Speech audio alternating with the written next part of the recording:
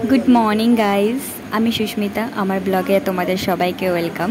তো অনেক দিন পর একটা ব্লগ নিয়ে এসেছি। তো আজকে আমার খুব special day, means happy birthday to me. তো সত্যি কথা বলতে গেলে আমি প্রত্যেক বছর এই জিনিসটা করি। তো বছরে একটা দিন আমি যেটুকুনি পারি যেটুকুনি আমার সামর্থ্য মতো আমি করি। তো ভাই আর আমি দুজনে স্কুটিতে সব কিছু প্যাকিং করে পার্সেল করে বেরিয়ে পড়েছি। বোনকে ভাই আবার একবার আনতে যাবে, তো আমরা তিনজন মিলে আজকে বেরিয়ে পড়েছি। যাদের পাশে দাঁড়াতে পারবো আমি, তো ওদের পাশে আমি দাঁড়াতে চাই আজকের দিনটাতে। তো চলো লেটস শুরু করা যাক। তো আগের দিন রাতে বোন আর আমি দুজনে বসে ছোটো ছোটো কিছু কিছু কাজ আমরা আগিয়ে রেখেছিলাম। তো বক্সগুলো আমরা আর চকলেটগুলো আগের দিন রাতে মরাই সব কিছু পার্সেল করে নিয়েছিলাম, কেননা নেক্সট ডে আমাদের কাছে কোনো টাইম ছিল না। তো আর কিছু ডোনেট করেছিলাম আমি আমার ইউজ করা ড্রেস, যেগুলো খুবই ভালো আছে বাট আমি এখনও পরি না বা টাইট হয়ে গেছে, ছোটো হয়ে গেছে। তো ওই ড্রেসগুলো আমি ডোনেট করে দেবো। তো সকালবেলা উঠে আমি বাজার করতে চলে গেছিলাম, মিষ্টি আরও কিছু বাজার দরকার ছিল।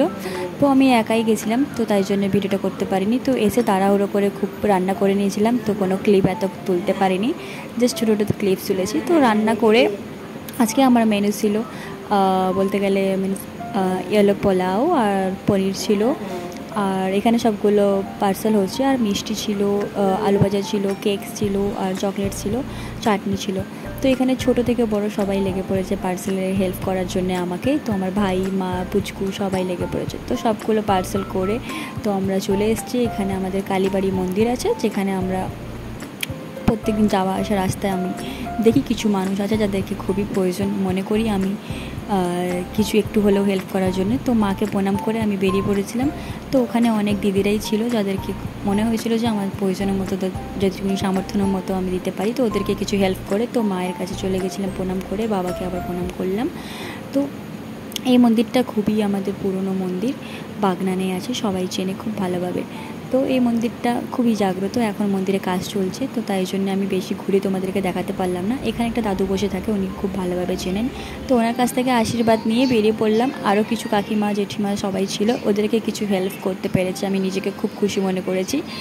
তো আজকের দিনটাতে আমি চাই এইভাবে কাটাতে পুরো লাইফ।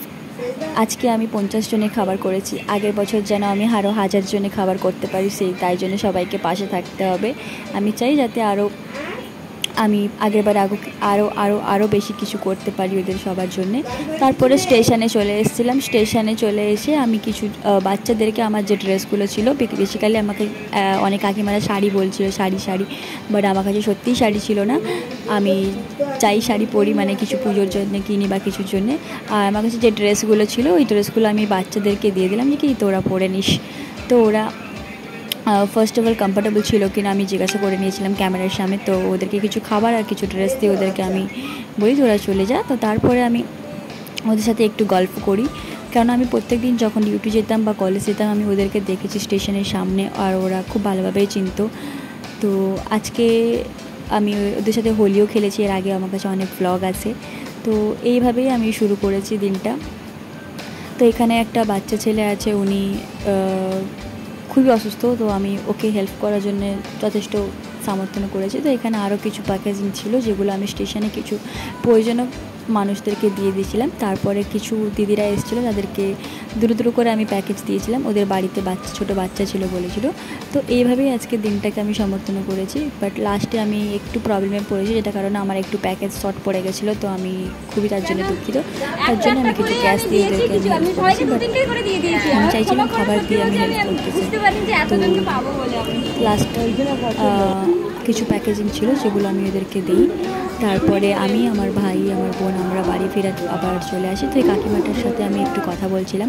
কাকিমা বলছিল ওদিকে আরও অনেক বাচ্চাজন আছে, বাট আমার কাছে এত খাবার ছিল না, যার কারণে আমি তবুও চেষ্টা করেছিলাম আর একবার ঘুরে আসি ওদিকে। তো বাচ্চাগুলোকে আমি না বলতে পারছিলাম যে একবার একজনকে একটা করে দেবো, বাট বারবার ওরা রিকোয়েস্ট করছিল যে না বাড়িতে লোক আছে বা বাচ্চা আছে বা ওদিকে কেউ আছে হেল্প করবে। তো আমি ট্রাস্ট করে ওদেরকে 2-3টা দিয়ে দিয়েছিলাম।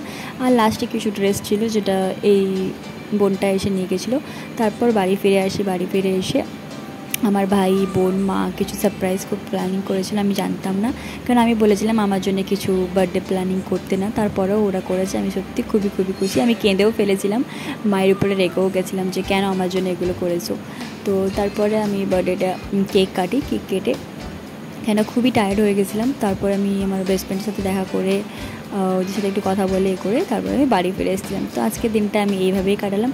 অবশ্যই ভালো লাগলে আমার চ্যানেলটাকে লাইক কমেন্ট সাবস্ক্রাইব করে দেবে, পাশে থেকো।